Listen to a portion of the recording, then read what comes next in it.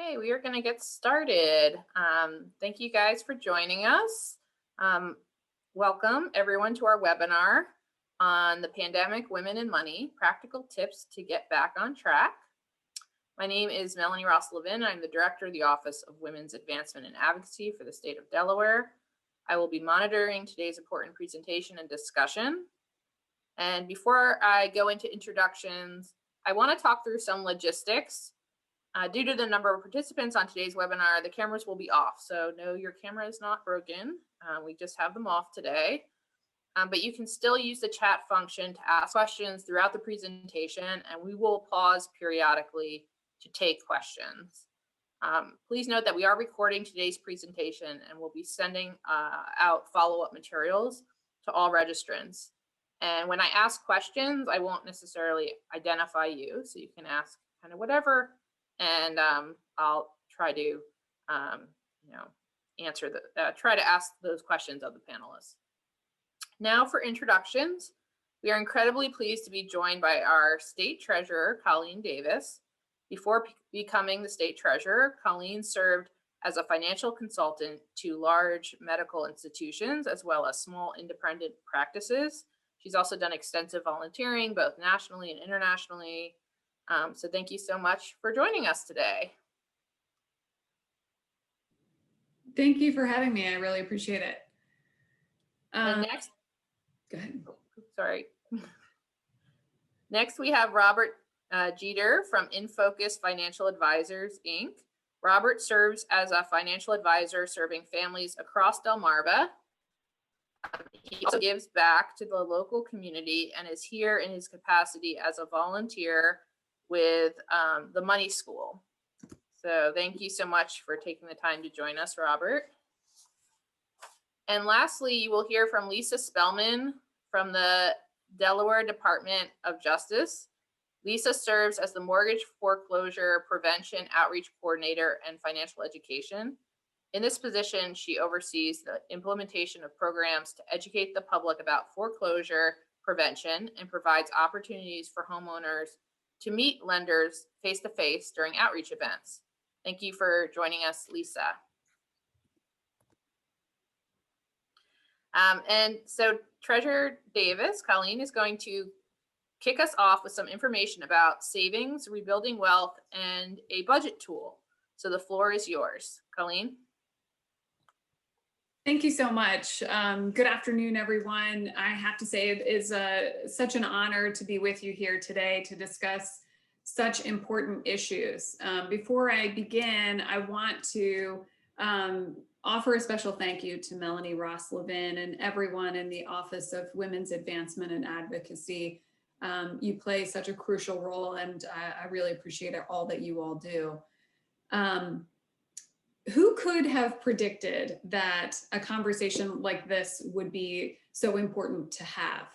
I find it rather coincidental that this event comes on the heels of America Saves Week, a national opportunity for organizations to work together within their communities to transform the lives of millions of Americans by encouraging them to save successfully. I know that we have our cameras off right now, but I truly wish I could see all of you. I'm sure you feel very similarly, but it has been a long, lonely pandemic. While my husband is great company, I truly miss seeing all of you. But one of the daily themes of the America Saves Week was to save for the unexpected. And I would bet that most everyone here would categorize a worldwide pandemic as unexpected. So as the health of the nation and the world slowly starts to improve, I really and truly believe that now is the time to get our personal finances in shape to help handle that next unexpected. Hopefully it won't be as drastic or derailing, but one of the easiest ways to save is automatically. It doesn't matter how much you save or what you're saving for. When you make that smart decision to have a portion of your income automatically deposited into some type of savings account, you have increased your chance for success. Your savings add up and you don't miss the money because it goes right from your paycheck into a separate account. One of the biggest obstacles that stands in the way of so many getting started is that they don't know just how much they can save. Many people feel they won't have enough to cover their monthly expenses or the cash they need for an unexpected car repair, appliance replacement, or a root canal. That's where developing an effective budget comes in, and we in the Office of State Treasurer have a tool that can help you to do just that. If you go to our website, the Delaware Available Income Calculator, which I'm going to share my screen and just kind of walk you through what that looks like right now. If I can, give me just a moment.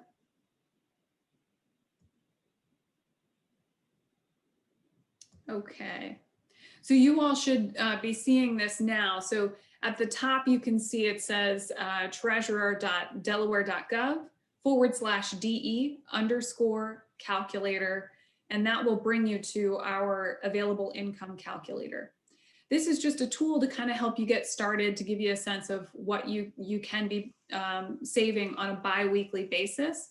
Most of us receive our paychecks every other week.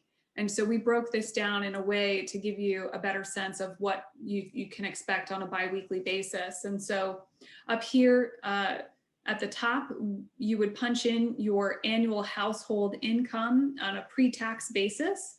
I've put in 45,000. And then your paycheck pre-tax deductions. Let's say you put aside $50 into an employer-sponsored health savings account. I'm going to plug in that let me just update here for a second. My apologies. I'm going to plug in that I am single for tax filing purposes, my federal and state. And then I'm going to say I've got one dependent. So allowances, we'll punch in 1.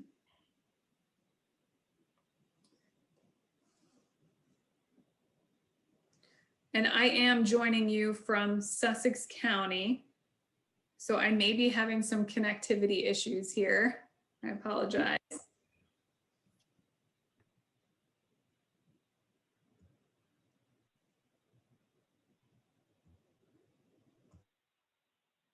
Get this to work for us.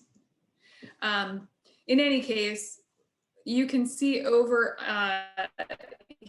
here on the right in highlighted area, the biweekly paycheck calculator is, you can see the income pre-tax is $730.77. These are our tax withholdings and Social Security and Medicare. So the total take home is going to be $1,346.23. And then when you come down here, you see a breakdown of what you can expect to spend on a bi-weekly basis for some of these items. So for housing and utilities, it's $475.31 for a total of about $930. And then as you go down, you see what you can expect to spend in food, transportation, healthcare, clothing, and other. These are going to be the major expenses you can expect to want to be able to set aside roughly these amounts. This is broken down on a zip code basis, and so it gives you a really decent sense of what you can expect your expenses will be. And then at the bottom, you have an available biweekly income of $189.13. So at the end of a month, you should be able to save about $378.28 or 27 cents. And then you get the breakdown for a year. One reason that this tool is really great is when you start to set your goals for ensuring that you come through the unexpected, I always like to tell people to consider setting aside somewhere between $400 and $500 to start as a first goal. because that is what you can expect to need to have a simple car repair, sometimes to fix an appliance or even replace an appliance, somewhere in the order of $400 to $500. That's the first goal. The second goal would be to get to a place where you can replace your weekly, your bi-weekly or monthly income. Because most individuals find that when you have an interruption in employment, it takes roughly a month's worth of income to get you back into the workplace and get. That's not to say that that's going to get you, that's all that you'll need. But typically, unemployment will help to sort of fill in the gaps as well. It's just not always fully going to fill in those gaps. And then once you've been able to hit that first goal, that second emergency savings goal of replacing your monthly income, that's when you want to start thinking about paying down your debt. And we typically start with the lowest item and just rapidly paying that down as quickly as possible. Start saving and rebuilding wealth. So, one of the great things about, as I said, that calculator is that it helps to compute your biweekly net pay. And the math is then done for you. Income. With so many of us from the financial crisis caused by the coronavirus pandemic, now is the time to take a really good look at your finances and recognize where we are currently and where we want to be, and to start making a plan to get there. I'm happy to take any questions that you may have.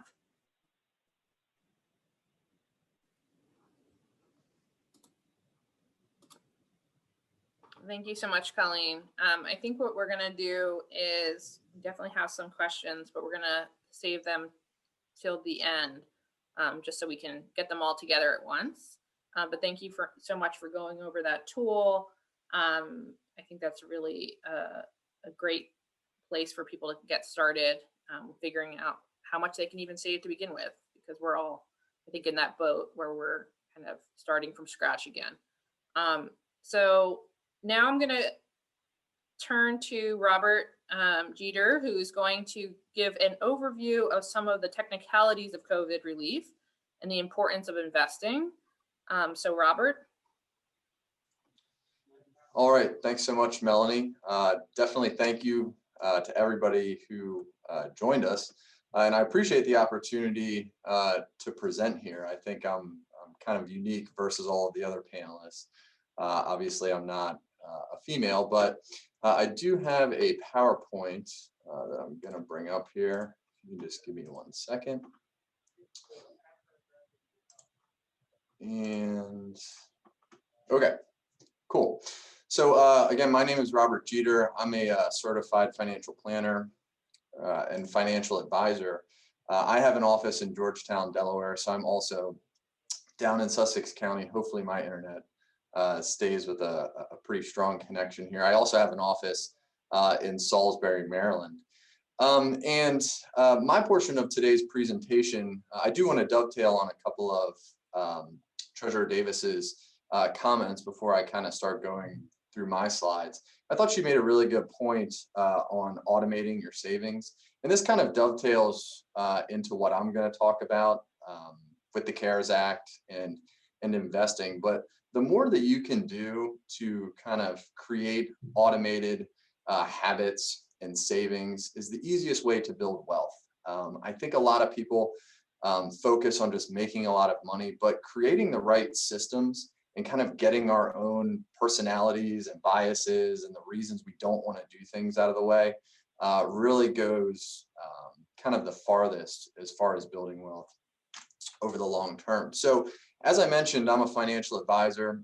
So I get to meet with people all day, and I see a lot of different people, a lot of different couples, a lot of different households, and everybody is incredibly different.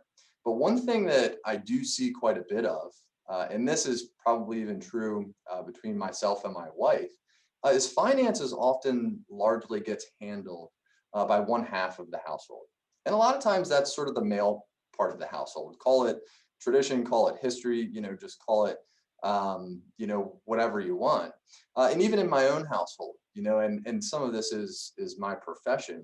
I largely handle a lot of our finances, and our investing, but I really try and go out of my way. And every month, we're actually doing it this weekend, to take my wife through exactly what we're doing, and as I'll talk about later in this presentation, men on average and in aggregate die earlier than women do. So a large part of my clientele are single women whose husbands have passed away and kind of get forced into handling things themselves. And it can really be a difficult situation if they haven't handled it for their entire working career, their entire life. All of a sudden, it's like, what are all these things? How do I manage it? I'm not really familiar with it. So it's really incredibly important to me. And when I talk to younger households, really any household, that both sides of the house have a pretty good familiarity with what's going on. Now, as Treasurer Davis mentioned, we did just go through a pandemic. I'm glad to, or it seems that we're kind of coming out on the other side of that. I think everybody is definitely relieved at that fact. But this pandemic affected a large swath of the American population financially. So we've had, and this has been a little bit different than what we had in the previous financial crisis in 2008, 2009, in terms of investor relief and just kind of relief in general for businesses, for individuals. It has been substantially greater.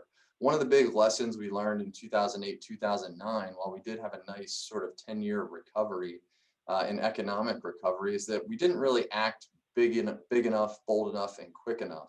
And a lot of people believe that had kind of hampered the recovery across this country. So what you're kind of seeing now, I think Congress as a whole has done a pretty good job in providing investors, individuals and businesses quite a bit of relief. So I want to go through a couple of those provisions for those of you who answered the poll and were affected. One of the provisions in the CARES Act, which was the biggest bill that's ever been passed by Congress, was it allowed people to take money out of their retirement accounts. So if you were incurring a financial hardship, you lost your job, obviously there were some benefits, for additional unemployment insurance. You had any sort of medical costs, that came along with,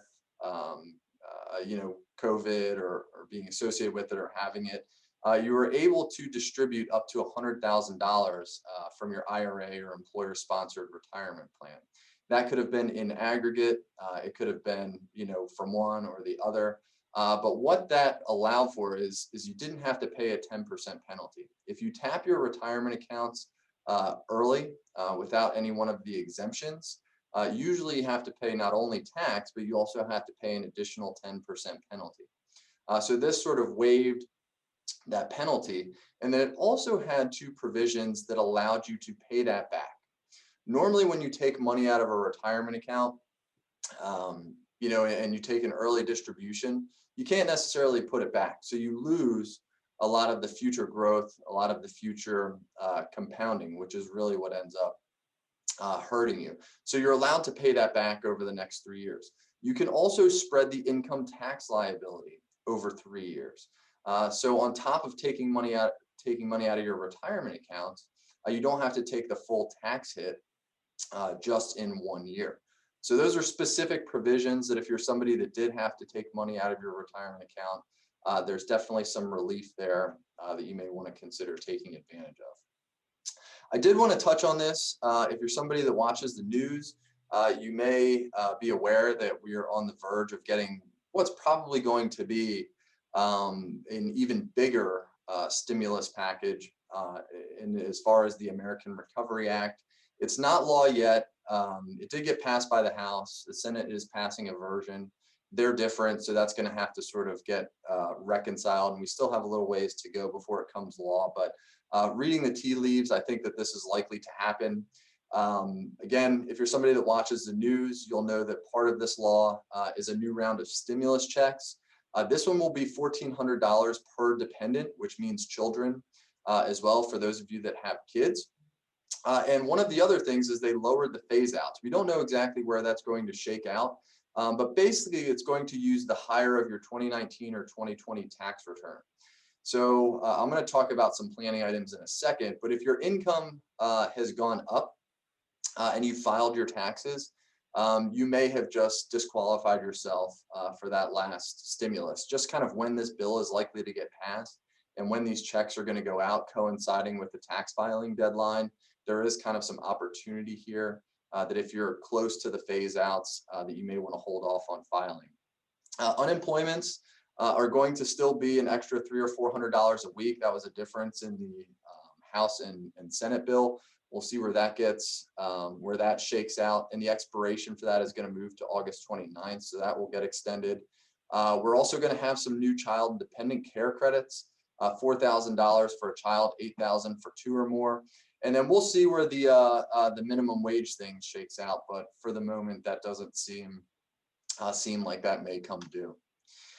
So as far as planning opportunities, so I mentioned these already, but I do just want to make put a fine point on it. First, again, if you're somebody that did take money out of a retirement account, I would consider spreading the tax liability over those 3 years. Again, if this is a low tax year for you or a low income year, you may just want to pay it all in 1 year. But anytime you can sort of spread out those tax liabilities, you can keep money in your savings, in your investment accounts, that's usually a good thing. Make sure you take advantage of that 3-year repayment period. You may not be able to repay it this year, maybe not even next year, but in the 3rd year, you can still put it back and get that growth over the long term, which I'm going to finish up talking about in a second. Student loan payments, because interest was suspended, and that's going to go until the end of September, you have a really good opportunity to accelerate payments to student loans. You can just knock down some principal payments. Again, that may go a long way into cutting off some of the life of your loan. And the last thing that I mentioned, again, this really depends on your own tax filing situation, but if your income jumped and you did qualify for the stimulus in the last couple of rounds, you may want to hold off on filing taxes. And you have until April 15th, unless you're going to file an extension, and you may, squeeze under that phase out to get that last round of stimulus. Last 2 things I'm going to talk about, and this is kind of a little bit more specific to women. The first is opportunity cost. So if you're somebody that did take money out of your retirement account, the biggest problem with that is not necessarily the penalty or the taxes that you pay. It's this thing called opportunity cost, and it's the lost growth that you may get over the next 10, 20, or 30 years. I put 2 charts up on the screen. On the left is basically an investment value of somebody that puts away $5,000 a year into their retirement plan. And what you can see is early on in your retirement plan, what sort of adds up the most is your ongoing contributions. The investment growth isn't sort of big enough or significant enough early on to really make that much of a difference, but it's compounding. You continue to receive dividends, reinvest those dividends, continue to buy more shares. And what really ends up happening is most of the wealth is built sort of in the last 10 years of your plan. But if you've taken all of the money out, you sort of reset that clock.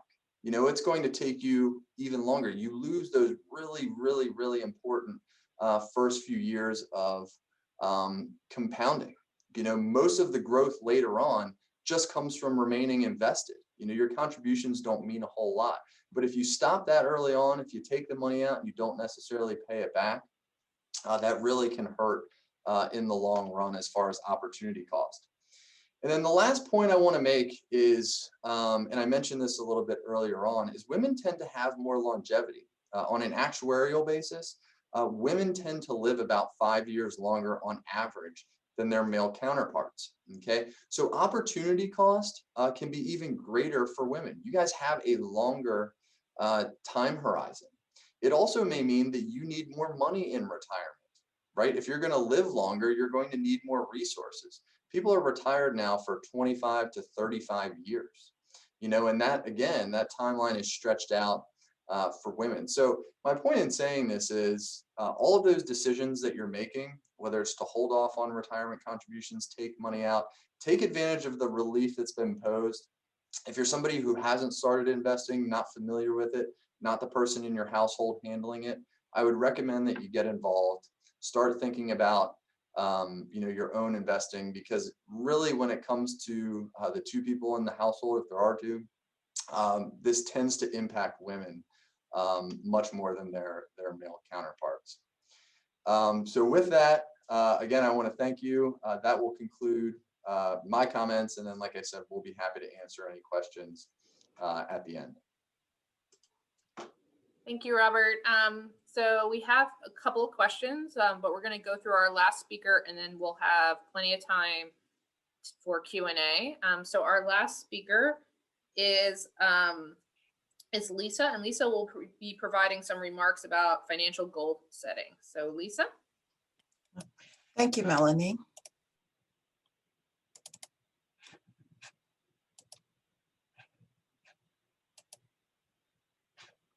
Thank you, everyone, for chiming in today. We know we're all busy, but this is an amazing opportunity.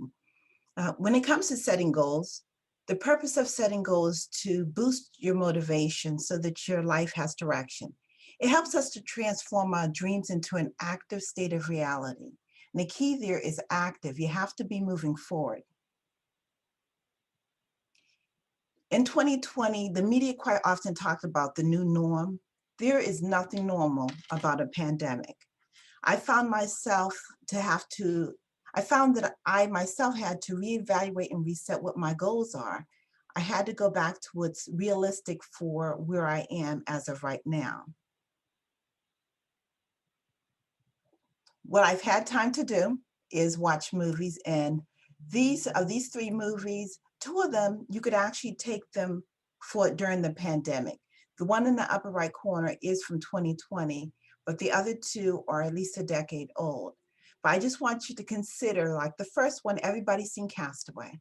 And you know that Chuck Nolan was this high-power executive. He was obsessed with being on time, and his job meant everything, to the point he didn't even want to take time to get his toothache taken care of.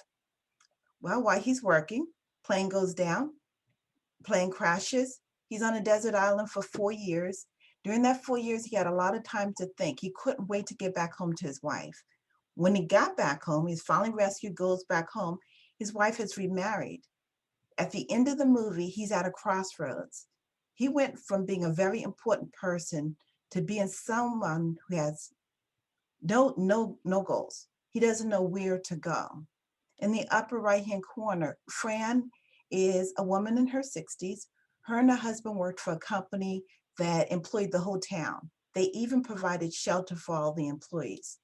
When the company shut down, she had no place to go.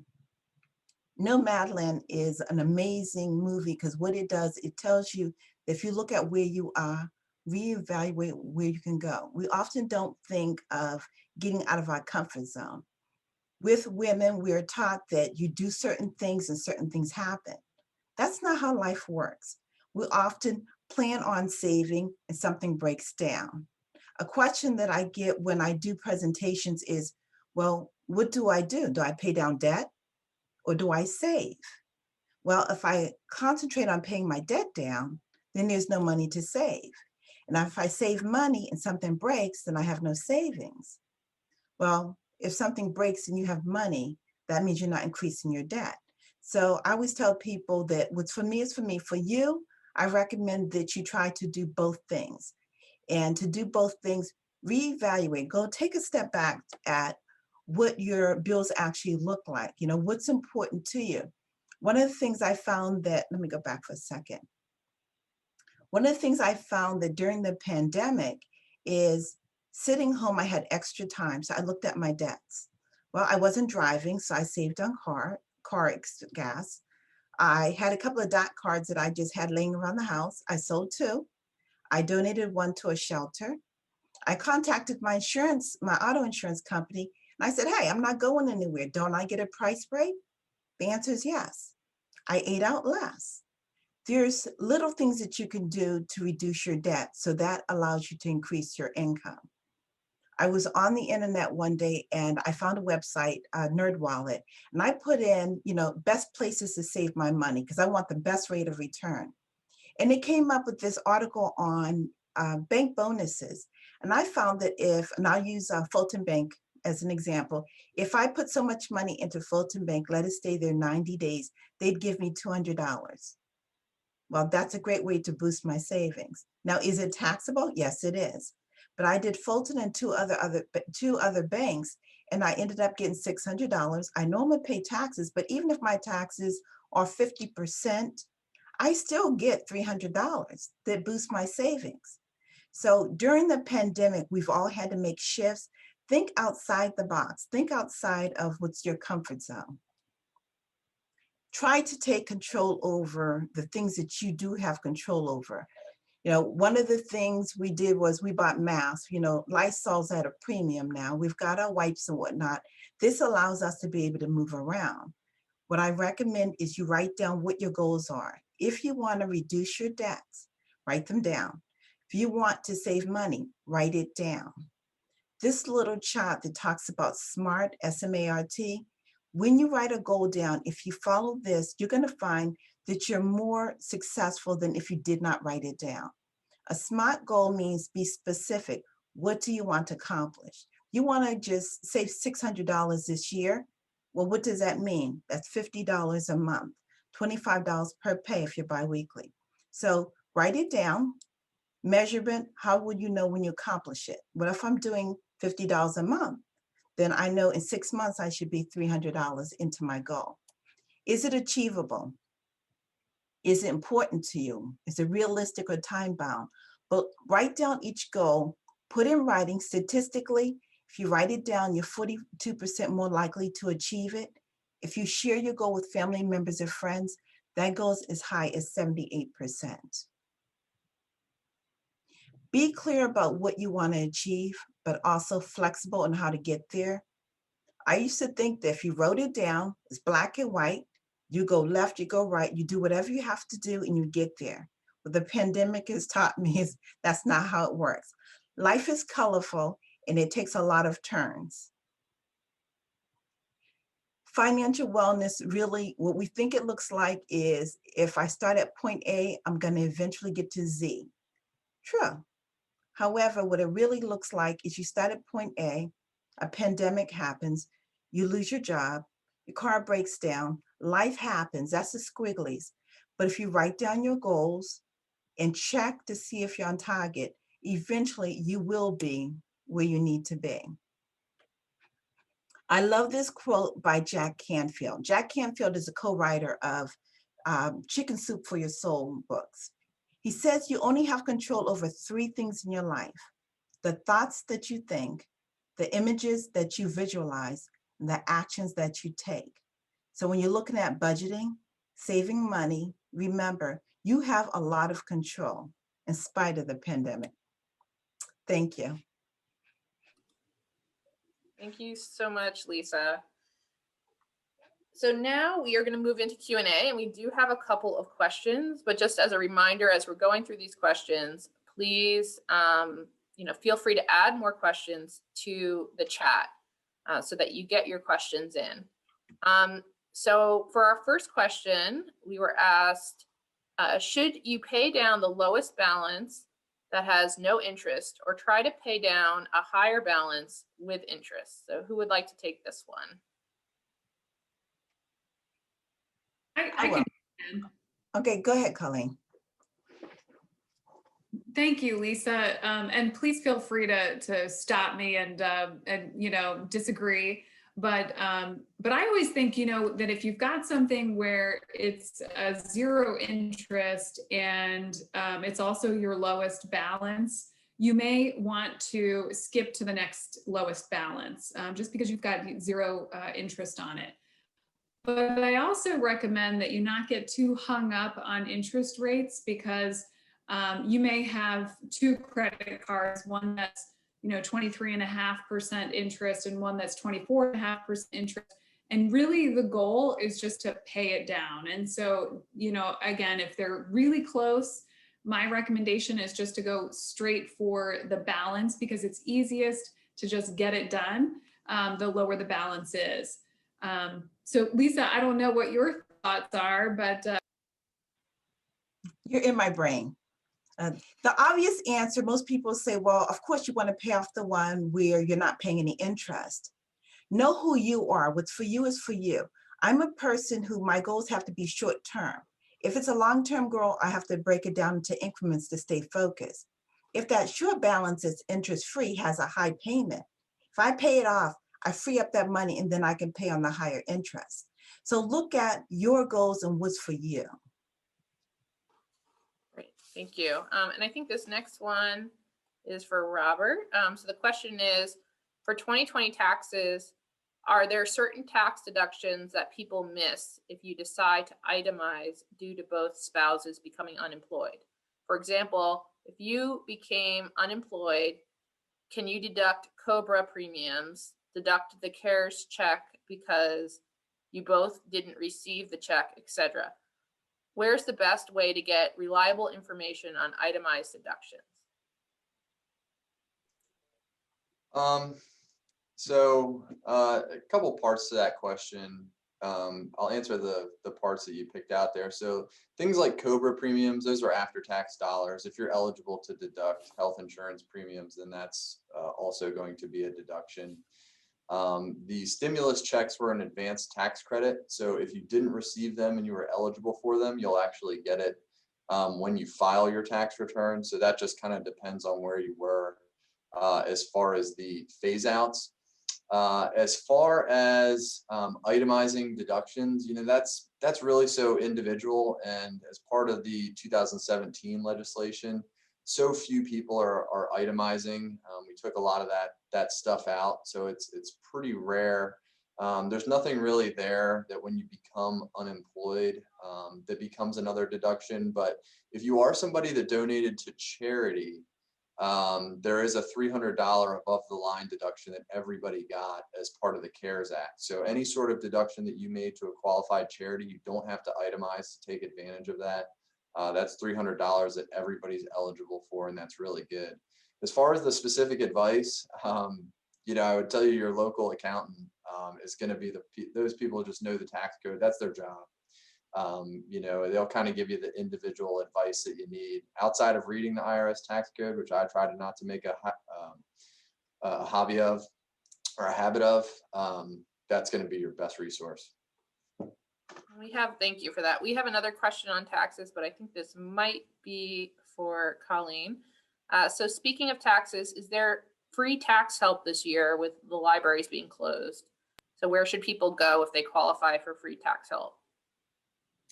Yeah, one of the resources that is still trying to meet people where they are, and much of it is done electronically now, is Nehemiah Gateway. And they're working in every county. In fact, they need volunteers. So if there's anyone here today that has some tax experience, they still are looking for accountants, and they're a great resource. They are looking to work with folks that are low to moderate income, and they are very, very reliable resource. They're free, and there's also Nehemiah Gateway. It's biblical.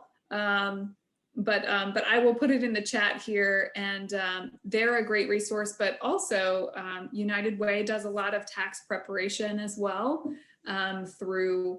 Oh goodness, now I'm blanking on names, but oh gosh, United Way does a lot of support as well. I'm gonna First State Community Action. So it's First State Community Action.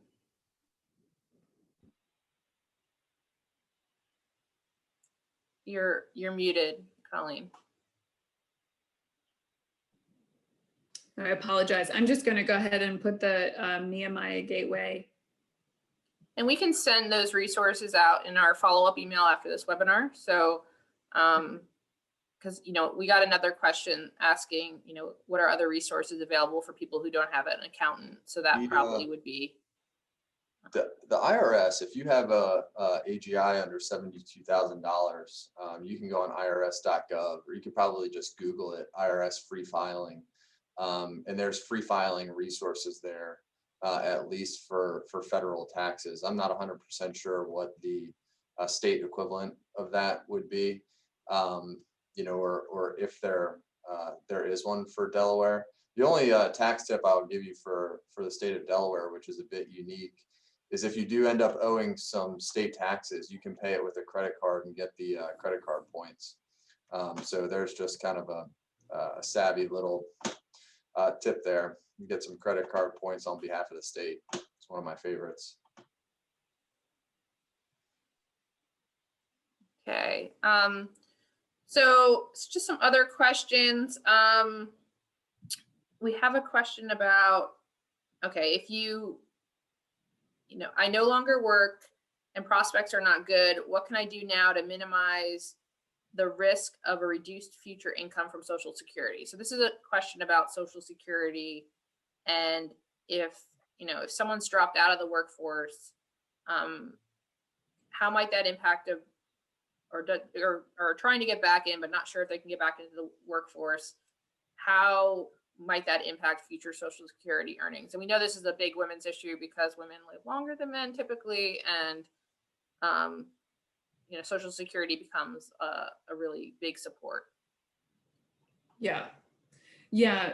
One of the things that is not ideal, but is a way to ensure that you are able to continue to contribute to Social Security and continue to receive those benefits is through part-time work. And so if you don't believe that you're going to be able to get back into a position similar to the one that you left, sometimes picking up a part-time sort of side gig until you are able to get back into something is a great way to kind of keep your toe in the water.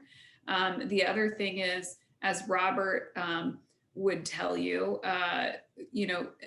financial advisors are really great at helping you to put your money aside on your own, and using an IRA or something, a vehicle in which you can set some of those funds aside for yourself is also a great way to do it. And again, sort of to ensure that you are continually putting those funds away.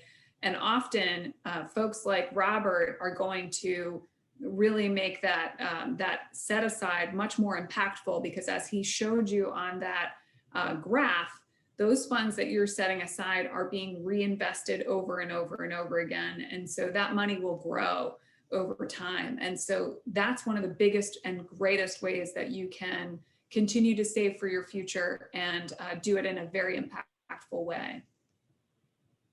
Thank you. I'll add something to the Social Security. It's really important for people to know that your Social Security is going to be based off of your highest 35 years of earnings. Always going to be 35 years. So if you take a year out of the workforce, you're going to have a zero on your Social Security's earnings. Now, you can continue to work, and even when you claim Social Security, your earnings record is a live document, so you can kind of make it up later. But if you have a planned retirement date, and you go in there with a zero, that really harms your Social Security. If you're somebody that works for 30 years, you'll have 30 years of earnings and 5 zeros. So any sort of part-time work that you can do or earned income that you can get goes a long way into maximizing those Social Security benefits over the long run. And can someone from the panel speak about kind of the impact on stay-at-home parents, largely women, with Social Security? So what should stay-at-home parents consider with Social Security? So I think Treasurer Davis kind of hit it on the head. Social Security does have a spousal benefit feature, to which if one spouse, male or female, is eligible for 1/2 of the primary earner's Social Security. So, if you are somebody that stays at home, does homeschooling, you don't necessarily have a formal career or formal income, you're not totally abandoned by Social Security. In its current iteration, it does have the spousal benefits to protect from that. Now, will that be there in 30 years? That's anybody's guess. But the biggest thing, and as with anything, the more you can do on your own, set money aside, fund vehicles like IRAs. You can have your spouse fund an IRA on your behalf if you don't have any earned income. The more savings you're able to accumulate, the more flexibility you're going to give yourself, bottom line. So setting money aside, even if it's little, the earlier you can do it, the more it can compound, the more it can grow, the more flexibility you're going to give yourself when you get to retirement, or you and your spouse decide that working is no longer something that you want to pursue. Thank you. So this is a question I probably can open it to everyone. So what is a good first step in creating a plan and strategy for retirement? So if you're starting from scratch, what would be the best path forward to start that plan? I'm going to jump in. One of the things that I always tell state employees, my office handles the deferred compensation, which is the sort of 401k type of retirement package.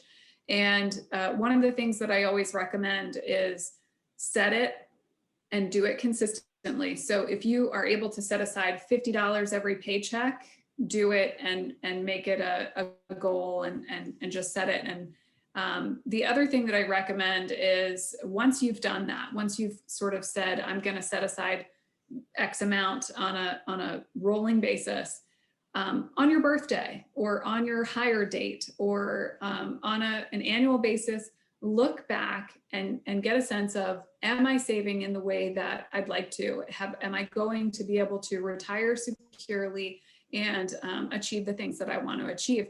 And maybe you make an adjustment. Maybe you say, I'm going to invest in myself just a little more this year. I'm going to, instead of 50, I'm going to set aside 60. That's one of the things I would say, there's no time to start like the present. So those are my two recommendations. Great. And we actually got 3 quick questions at the very end. So I want to get to these.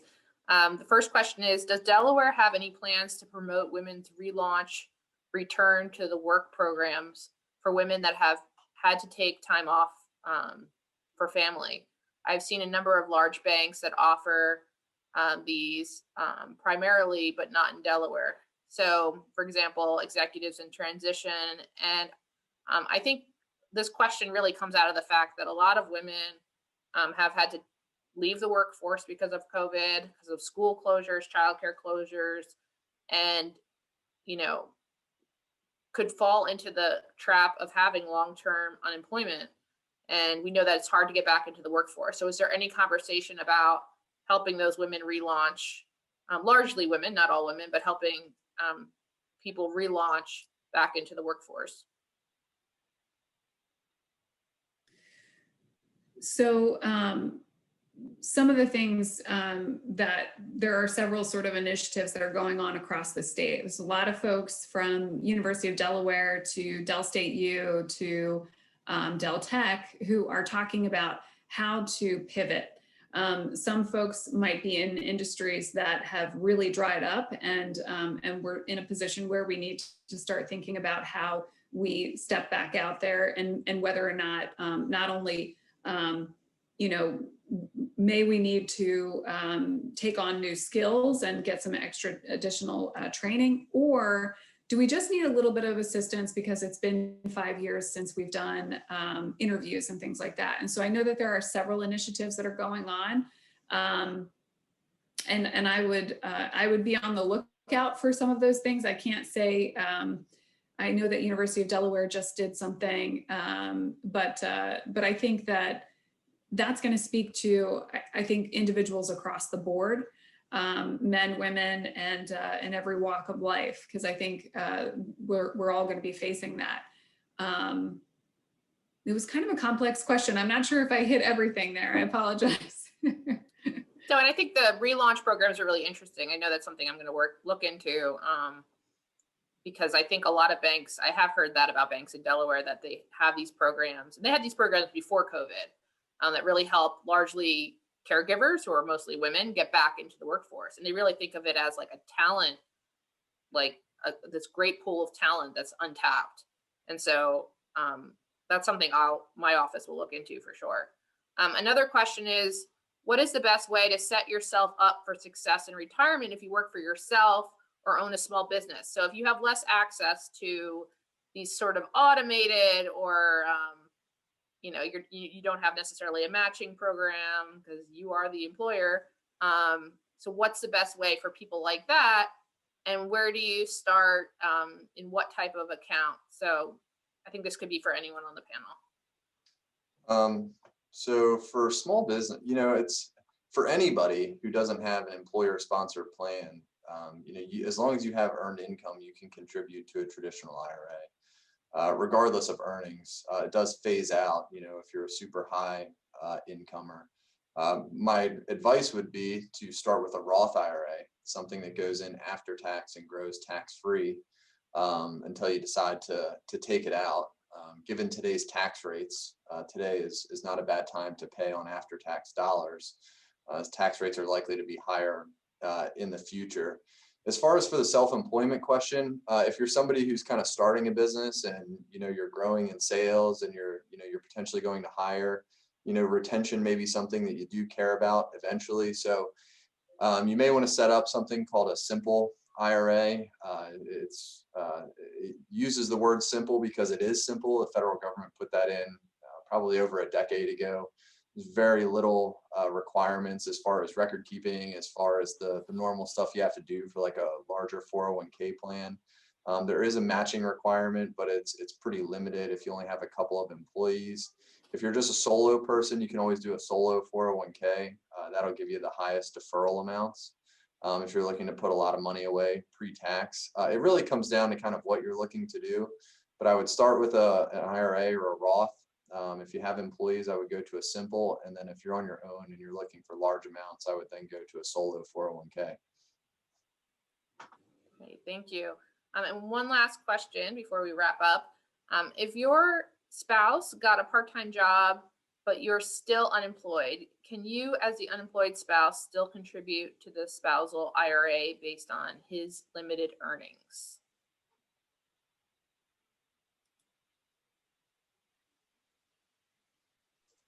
So I just want to make sure I'm reading this right. Got a part-time job, but you're still unemployed.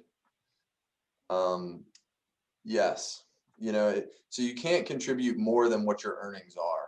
I guess you can contribute. It's just a matter of how much. So you can contribute to basically the lesser of what you earn, or up to the limit of 6,000, I believe. So we're at whichever sort of ceiling you hit first, but you can contribute as long as you have earned income. Great, thank you. So thank you to our speakers, Treasurer Colleen Davis, Robert Jeter from InFocus Financial Advisors and the Business School, and Lisa Spellman from the Delaware Department of Justice for sharing your insights with us today. And thank you to all our participants for joining us today. Please look out for the follow-up email from today's presentation, which will provide some more information on these topics. And we'll include in that email some of the resources mentioned today, so that you have links to all the organizations mentioned and some of the tools. So we'll include all of that in the follow-up email that you should get in the next couple of days. And we'll also include information about our next webinar. So we are doing a couple of webinars on salary negotiation, both for entry level and mid-career. So that's something that might be of use for the participants on here. So thank you guys so much for participating. We really appreciate it. And this concludes our webinar. Thank you.